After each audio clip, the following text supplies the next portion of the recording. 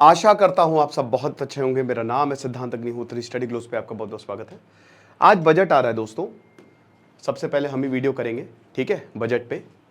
तो बजट आ रहा है और टैक्स कर भारत में जब से दुनिया बनी है तब से टैक्स लग रहा है, ठीक है। तो ये 30%, 40%, हमारा जो टैक्स स्ट्रक्चर है वो काफ़ी हद तक मिडाइवल इंडिया से प्रेरित है, ठीक है ना।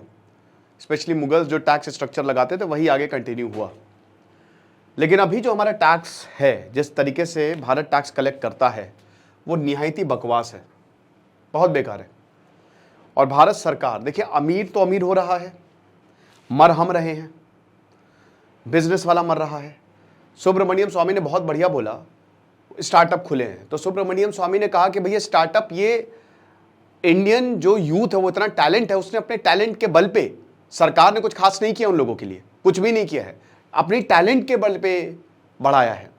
हमारा इतना महान देश है, बात हम 100 में से 70 रुपए ले लो, हम दे देंगे। 70% टैक्स कर दो, सर्विसेज दो, स्कूल फ्री करो, हेल्थ फ्री करो, टोल फ्री करो, हमको सर्विसेज चाहिए, सर्विसेज मिलती है। तो इंडियन टाइम्स ऑफ इंडिया का बहुत अच्छा आर्टिकल है, हम बात करेंगे कि जो सैलरीड पर्सन है इस दुनिया में सबसे ज्यादा अब्यूज्ड है, सबसे ज्यादा अब्यूज्ड। सिंपल सी बात है यार, जो जितना पैसा कमाए, चाहे वो किसान ही क्यों ना हो, क्यों ना टैक्स दे वो। अगर एक किसान 25-30 लाख रुपए साल का कमा रहा है तो उसके ऊपर क्यों टैक्स नहीं लगना चाहिए? आप मुझे एक रीजन बताइए। कोई भी है, कोई भी अगर वो पैसा कमा रहा है अच्छा खासा तो आप टैक्स दीजिए, लेकिन इतना भी टैक्स दे दीजिए कि फिर वो, भारत में क्या प्रॉब्लम है ना कि सर्विसेज नहीं है, हमको कोई रिवॉर्ड नहीं मिलता। पाकिस्तान तक अपने सिटीजन्स को रिवॉर्ड देता है टैक्स के लिए, फ्री लाउंजेज और बहुत और भी सारी चीजें भी, लेकिन हमारे यहां कोई भी रिवॉर्ड, बस एक मेल आ जाती है। अरे मेल क्या, इतनी एनर्जी खर्च कर रहे हो भाई मेल पे? मेल मत भेजो, कोई फर्क नहीं पड़ता, वो किसी काम का नहीं है, बकवास है वो। और मोदी जी की फोटो आ जाती है, उससे भी कोई काम नहीं बनना है। पुलिस स्टेशन में जाओगे तो तुम्हारा काम नहीं करेंगे, मिडिल क्लास वाले सबसे परेशान। एक यहाँ पे जो इधर लखनऊ में जो पावर हाउस है, वहां पे जो मैनेजर इंजीनियर बैठता है, वो इतने बदतमीजी से बात की, एक बार से पेपर मांगा, कहता है कि नहीं पेपर नहीं। हमने कहा भैया पेपर, कहता आप डिपार्टमेंट से पेपर मांग रहे हैं? हमने कहा कि भैया हमारे टैक्स से तुम्हारा पेपर आ रहा है, पेपर दो। तो ऐसा तो एटीट्यूड है। तो जब तक इन ऑफिसर्स को, जो बड़े बड़े लोग हैं, आप बोलिए कि भैया हमारे पैसे से तुम्हारी सैलरी आ रही है, हम पैसा दे रहे हैं तब तुम्हारी सैलरी आ रही है, समझ रहे हैं? तो ये हिसाब किताब है। इससे पहले हम आगे बढ़े, बता दूं कि हमारा शानदार यूपीएससी का आंसर राइटिंग कोर्स है 600 रुपए का, जिसकी क्लासेस ऑलरेडी शुरू हो चुकी है। अभी दो ही दिन हुए, ओरिएंटेशन क्लासेस चल रही है। फटाक से इसको अवेल करें। आंसर कैसे लिखना है, कंसेप्ट, ये सब आपको हम इस कोर्स में बताएंगे। तो अब वैसे तो 2020 का आर्टिकल है, लेकिन आज भी बहुत ही रेलिवेंट है। सोशल इक्विटी मतलब एक कोई क्लर्क है, वो 6,000 रुपए महीना कमा रहा है, उसको टैक्स देना है। लेकिन वही एक स्ट्रॉबेरी, गुरदासपुर में पंजाब का एक किसान जो स्ट्रॉबेरी उगाता है, वो हर महीने 1.5 लाख रुपए कमा रहा है, क्यों टैक्स नहीं देना है? कई बार लोग इसी एग्रीकल्चरल का, क्योंकि एग्रीकल्चर फ्री है, फ्री ऑफ टैक्स, हमको स्ट्रिक्ट डिसीजन लेने पड़ेंगे, बस नहीं लोगे कोई डेवलपमेंट नहीं होगा, भूल जाओ 2047 तक डेवलपमेंट, फालतू बातें हैं बस, पॉलिटिक्स हवा हवाई, कोई कुछ नहीं होने वाला जब तक स्ट्रिक्ट डिसीजन लेंगे। भाई फार्म लॉज में कुछ चीजें बहुत अच्छी थी, बहुत बढ़िया थी, लेकिन वो नहीं इंप्लीमेंट हो पाया। कुछ चीजें किसानों के हक में थी, कुछ चीजें बहुत खराब थी, सरकार संवाद ही नहीं कर पाई किसानों के साथ, और जो अच्छी चीज है वो भी लागू नहीं हो पाई। जर्नलिस्ट बताते हैं कि जो ईयर बजट है, top rate of income tax जो है 2 साल में वो इतना ज्यादा बढ़ गया। अब देखिए, एक समय पे भारत 97% टैक्स देता था 1973 में, इमरजेंसी वाला, अपनी इनकम का पूरा। आज मैक्सिमम टैक्स अब 42% तक है, इनफैक्ट 50% तक, 30% प्लस 18% जीएसटी। आधा सरकार, बिजनेस वालों को तो दोहरी मार है, हम जैसे लोगों को तो, हम 200 रुपए का कोर्स बेचते हैं, उसमें से 18% जीएसटी चला जाता है। अब आप बोले सर जीएसटी तो देना ही पड़ेगा, जीएसटी तो आप लोगों से लेते हो, अगर हम तुम लोग से जीएसटी नहीं लेंगे तो हम और 150 का कोर्स बेचेंगे, है ना? तो एक्चुअल में मार किसको पड़ रही है? मार तो हमको, आपको, सबको पड़ रही है कि जीएसटी भी देना है, इनकम टैक्स भी देना है। आप एक सुई भी खरीदते हो ना, उस पर भी टैक्स लगता है, एक पेंसिल तक पे टैक्स लगता है, वो इनडायरेक्ट टैक्स है, वो बस आपको पता नहीं चल रहा है। पेट्रोल भरवा रहे उस पर तो इतना टैक्स लगता है, मान लो पेट्रोल पे टैक्स ना लगे तो उतना पैसा आपका सेव नहीं होगा। हमें समझते नहीं है। टैक्स लो, सरकार टैक्स से ही चलती है, टैक्स को कोई मना नहीं कर रहा है, लेकिन पहली बार टैक्स रीजनेबल होना चाहिए। अब यार बजट आ रहा है, देखते हैं कि कितनी ज्यादा इसमें टैक्स में रिबेट दी जाएगी। तो सबसे बड़ी बात यह है कि अब टैक्स, हमारी टैक्स स्लैब तो चेंज नहीं हुई और इन्फ्लेशन चेंज हो गया, महंगाई लगातार बढ़ती रही और टैक्स स्लैब उतने ही है, इनफैक्ट बढ़ गए हैं। ये चीज है। तो वही है कि कितना टैक्स इनकम, कितना इनकम पे आप टैक्स दोगे, ये बहुत चीजों पे डिपेंड करता है। सैलरी क्लास जो है ये सबसे ज्यादा डिसएडवांटेज है, क्योंकि इनकी जब तक सैलरी आती है तब तक 100% इनकम टैक्स इनका डिडक्ट हो जाता है और सबसे ज्यादा बेचारा सिर झुका के यही चलता है। सीधा है, इससे सवाल कर लो, ये कभी प्रोटेस्ट नहीं करेगा, कुछ नहीं करेगा, ये शांत रहेगा, है ना।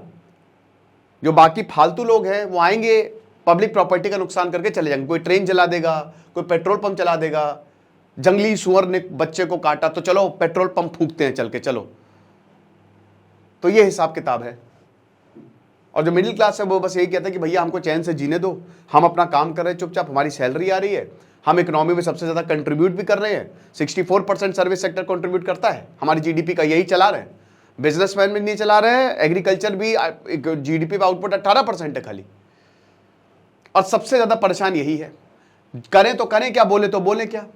2018-19 का जो बजट स्पीच है उसमें एवरेज सैलरी, यहां पे अरुण जेटली खुद बोले थे उन्होंने कि जो यहां पे जो एवरेज सैलरी है वो 76,306 है, यानी कि इस पे इनकम टैक्स जाता है जो हमारे सैलरी क्लास है। बिजनेसमैन किस पे देते हैं?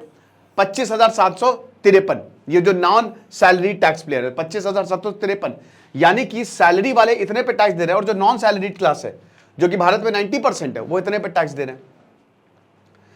क्यों differential treatment? Non salary income जो है, आप ये समझिए कि 70% of what the salary class income, समझिए कि वो एक तरीके से, अगर मान लीजिए कि इतना ये टैक्स देने लगे, ठीक है, नॉन सैलरीड वाला 50,000 करोड़ तक, एक तो दे नहीं रहे, और अगर देने लगे तो सरकार की इनकम 50,000 करोड़ तक साल की चली जाएगी। फाइनेंस मिनिस्टर ने यही बोला है, ठीक है ना। अब ये डिफरेंशियल ट्रीटमेंट की अगर बात करें तो सबसे जरूरी क्या है, क्योंकि सैलरी बंधी हुई है वो आती रहती है, गरीब को टैक्स देना नहीं है, और अमीर बहुत सारे तरीके निकाल के टैक्स देने से बच जाता है। ओके, तो मेन किसके पास आता है? यही सैलरी क्लास पे। लगातार टैक्स लायबिलिटी जो है वो बढ़ती जा रही है। कोई भी चीज यहां पे अकाउंट में नहीं ली जा रही है, बस पैसा निचोड़ लो, पैसा ले लो। ओके, पिछले 15 सालों में इनकम टैक्स रिटर्न जो आईटीआर भर रहे हैं उनका नंबर 4 गुना ज्यादा बढ़ा है, 4 गुना ज्यादा। लेकिन ये टैक्स देखिए उससे फर्क नहीं पड़ता।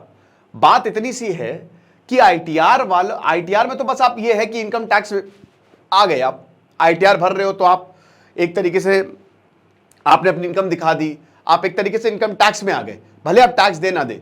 लेकिन यहां पे क्या हो रहा है, आईटीआर फाइल करना और टैक्स देना दो अलग अलग बातें हैं। जो आईटीआर फाइल कर रहे हैं वो जरूरी नहीं है वो टैक्स भी दे रहे हैं। Number of tax payer has been falling, यानी कि बहुत सारी चीजें हैं। अब अगर मान लीजिए कि जो आईटीआर फाइल कर रहे हैं या जो नॉन सैलरी क्लास हैं वो अगर टैक्स नहीं दे रहे तो और ज्यादा बर्डन किस पे आएगा? अगेन सैलरी क्लास पे। तो यानी कि हर साल क्या होगा? टैक्स बढ़ाते जाओ।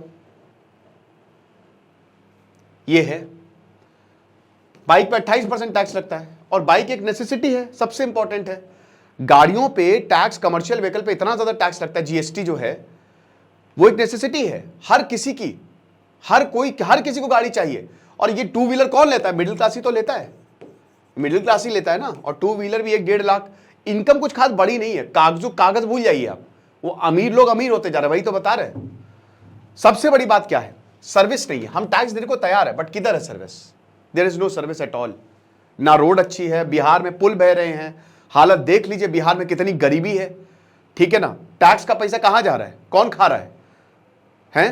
पॉलिटिशियन की अकाउंटेबिलिटी होनी चाहिए, आईएएस पीसीएस जो बनते इन सबके अकाउंटेबिलिटी। यहां तो रिश्वत दे दो ससुरा।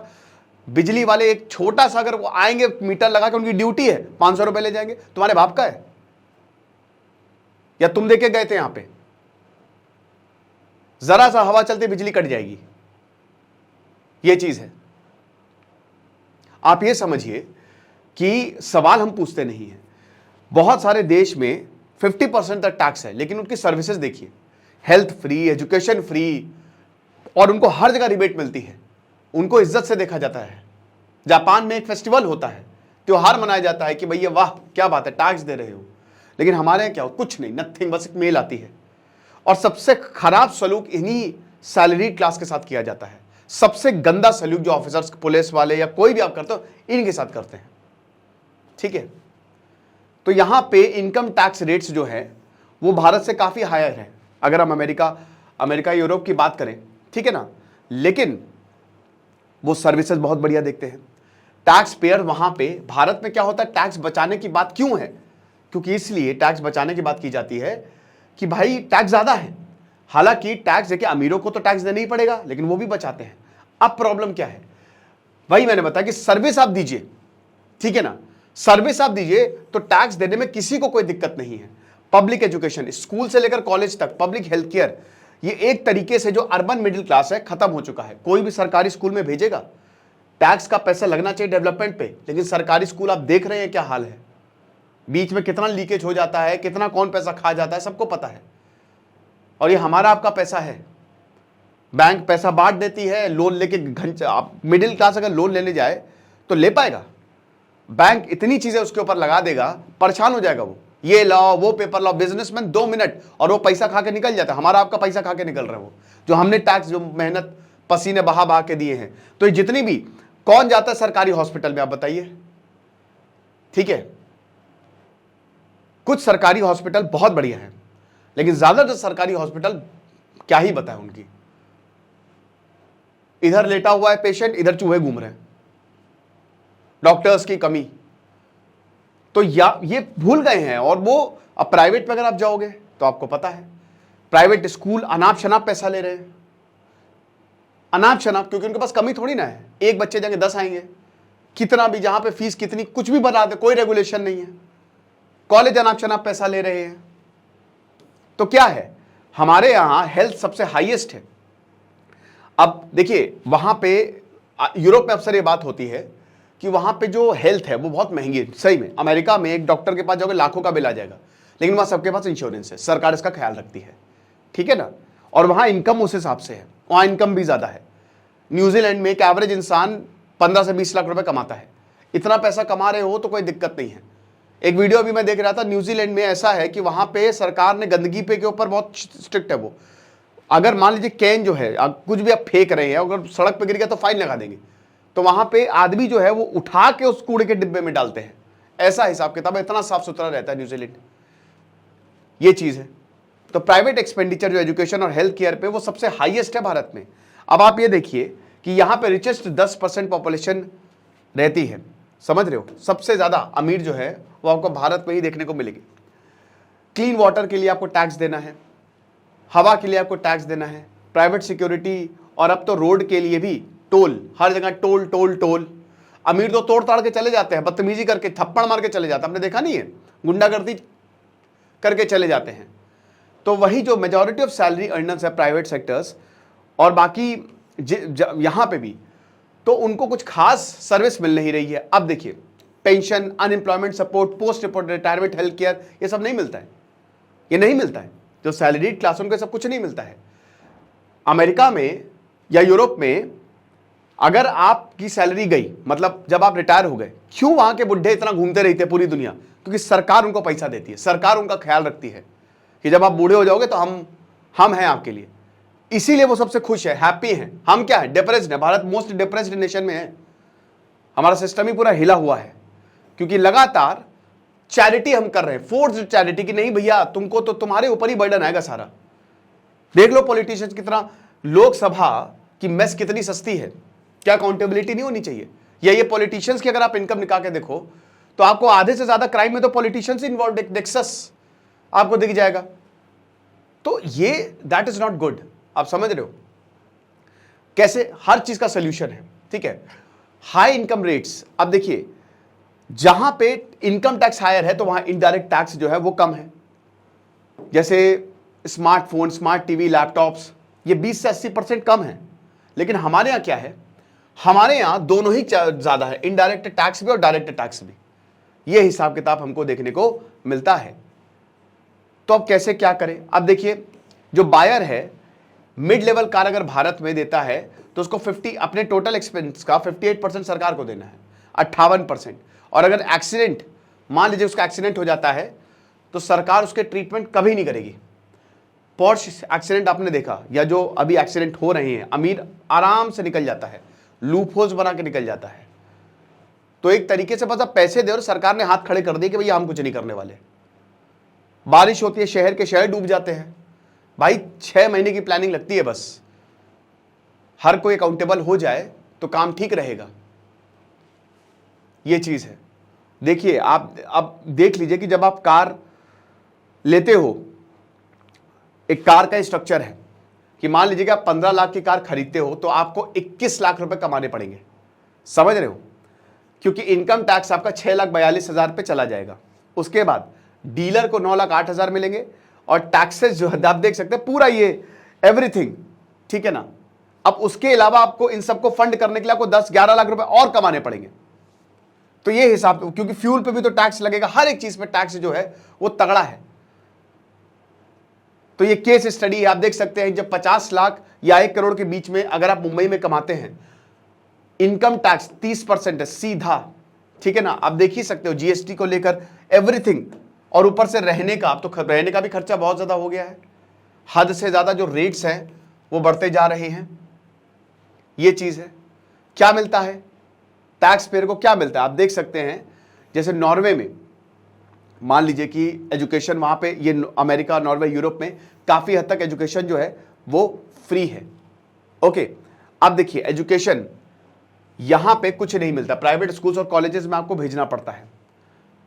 लेकिन यहां पे आप देख सकते हैं कि जो टैक्स पेयर पर 100 वोटर्स है, नॉर्वे में हर कोई वोट देता है, भारत में सिर्फ 7, अमेरिका में 95 वोट देते हैं, अमेरिका में कनाडा में, अमेरिका में 70 वोट देता है, भारत में सिर्फ 7, 100 में से 7 लोग वोट वो दे रहे हैं, टैक्स दे रहे हैं। तो 6 से 7% है बस। तो वही है कि इसीलिए income tax payer, specially salaried class है, उसको दुधारू गाय कि लगातार उसका दूध निकालते रहो, लगातार उसको निचोड़ते रहो, क्योंकि ये पवित्र गाय है और सरकार को पता है कि ये कुछ बोलेंगे नहीं, कोई दिक्कत नहीं है। Lawyer, doctors, coaching centres most profitable और फास्ट ग्रोइंग प्रोफेशनल्स हैं, सर्विस टैक्स नहीं दे रहे। लेकिन मैं ये नहीं मानता हूं, जैसे मैं तो कोचिंग, मुझे तो अच्छा खासा टैक्स देना पड़ता है हर वक्त, ठीक है। और मैं बिल्कुल स्टार्टअप्स को तो आप टैक्स से एग्जम्प्ट करिए, या कुछ ऐसा करिए कि स्टार्टअप को कम टैक्स देना पड़े। उसका रीजन ये है कि यही स्टार्टअप्स एक इकोनॉमी को चलाते एम्प्लॉयमेंट दे रहे हैं, नौकरी दे रहे हैं। ओके, कई भयानक लीकेजेस हमको देखने को मिलती हैं। आरटीआई क्वेरी ने बताया, आपने अभी देखा ना वो पूजा खेटकर वाला केस, ठीक है ना, वो इतनी करोड़ उसका, और उसके पिताजी के ऊपर 100 करोड़ की प्रॉपर्टी बना ली। कैसे बना ली? इसकी बात नहीं होनी चाहिए। तो वही एग्रीकल्चरल इनकम की बात करें तो 8 लाख लोगों ने अपनी एग्रीकल्चरल इनकम घोषित किया है कि जो हम कमा रहे हो एग्रीकल्चरल, अब उसमें 0 टैक्स लगता है क्योंकि एग्रीकल्चरल इनकम पे आपका 0 टैक्स है। ये चीज है। उसके बाद यहां पे मेंबर ऑफ पार्लियामेंट है, एमपीज कुछ नहीं कर रहे हैं, और इतना शानदार, देखिए जहां है वहां अच्छा है, लेकिन जहां नहीं वहां बहुत बेकार है।